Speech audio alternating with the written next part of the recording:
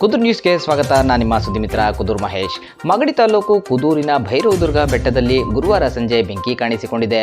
February ತಿಂಗಳಲ್ಲಿ 2ನೇ ಬಾರಿ ಈ ರೀತಿಯಾಗಿ ಕುದೂರು ಭೈರವದುರ್ಗ ಬೆಟ್ಟದಲ್ಲಿ ಬೆಂಕಿ ಕಾಣಿಸಿಕೊಂಡಿದ್ದು, ಇದಕ್ಕೆಲ್ಲ ಮೂಲ ಕಾರಣ ಕುದೂರು ಗ್ರಾಮ ಪಂಚಾಯಿತಿಯೇ ಎಂದು ದೇವಾಲಯದ ಅರ್ಚಕರಾದ ರಾಮಯ್ಯನವರು ಮಾಹಿತಿ ನೀಡಿದ್ದಾರೆ. ಇನ್ನು ಘಟನಾ ಸ್ಥಳಕ್ಕೆ ಗುರುವಾರ ಅರಣ್ಯ ಇಲಾಖೆ ಸಿಬ್ಬಂದಿಗಳು ಭೇಟಿ ನೀಡಿ ಪರಿಶೀಲನೆ ನಡೆಸಿದ್ದಾರೆ.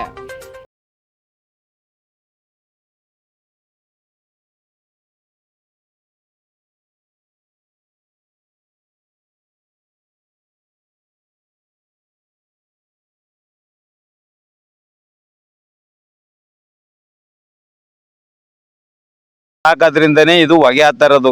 ಕಸಕ್ಕೆ ಯಾರೋ ಬೆಂಕಿ ಇಕ್ತಾರೆ, ಅದು ಹೊಗೆ ಸುತ್ಕೊಂಡು ಎಲ್ಲೆಲ್ಲ ಅಡ್ಕೊಂಡಿದೆ. ಅದಕ್ಕೋಸ್ಕರವಾಗಿ ದಯವಿಟ್ಟು ಈ ಕಸನ ತೆರವುಗೊಳಿಸಲೇಬೇಕು ಅಂತೇಳಿ ನಾನು ಒತ್ತಿ ಕೇಳ್ಕೊತಾ ಇದ್ದೀನಿ. ಪಂಚಾಯತಿ ಸದಸ್ಯರುಗಳಾಗ ಅಧ್ಯಕ್ಷರಾಗಿರ್ಬೋದು, MLA ಆಗಿರ್ಬೋದು, MP ಆಗಿರ್ಬೋದು, ಎಲ್ಲರಿಗೂ ಸಹ ನಾನು ಕೈ ಮುಗಿದು ಕೇಳ್ಕೊತಾ ಇರೋದಿಷ್ಟೇ. ಫಸ್ಟು ಈ ಪರಿಸರ ಶುದ್ಧ ಮಾಡಿಕೊಡಿ, ಆಯಿತಾ. ಇಲ್ಲಿ ಒಂದು ಪಾರ್ಕ್ ಥರ ಮಾಡಿದ್ರೆ ಬರೋಂಥ ವಯಸ್ಸಾದಂಥ ಜನಗಳು ಬಂದ್ಬಿಟ್ಟು ಕುಂತಿದ್ದು ರೆಸ್ಟ್ ತಗೊಂಡು ಹೋಗ್ತಾರೆ ಅಂತ ನಾನು ಕೇಳ್ಕೊತಾ ಇದ್ದೀನಿ. ಈಗ ನೀವೇ ನೋಡ್ಬೋದು, ಗಮನಿಸ್ಬೋದು, ಅಲ್ಲಿ ಬೆಂಕಿ ಹಾಕಿರೋದು ಕಸಕ್ಕೆ ಹೊಗೆನೆ ಹೀಗೆ ನೋಡಿ. ನಾನು ಹಿಂದೆಗಡೆ ಯಾವ ಥರ ಓದ್ತಾ ಇದೆ ಅಂತ ನೀವೇ ನೋಡಿ, ಕಣ್ಣಾರ ನೀವೇ ನೋಡಿ ಯಾವ ಥರ ಇದೆ ಅಂತೇಳಿ.